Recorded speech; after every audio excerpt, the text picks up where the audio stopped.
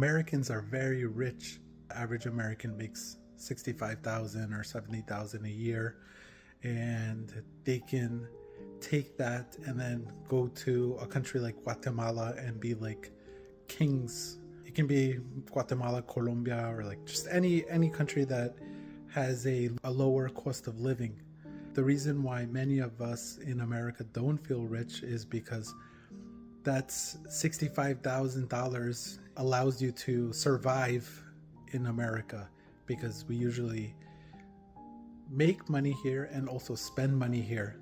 So even though we have a high GDP per capita compared to the rest of the world, not the highest, but fairly high, we don't feel rich because we have to spend it here. And by the time we spend it, then we cannot even travel to feel rich.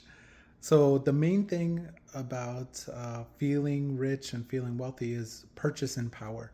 So for example, when I was in Korea, if I worked 1 hour, I could purchase like 8 or 9 haircuts, like many haircuts.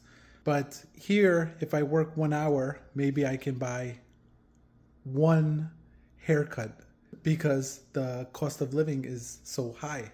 Main thing is the purchasing power. That's the most important, because that's what makes you feel rich or poor.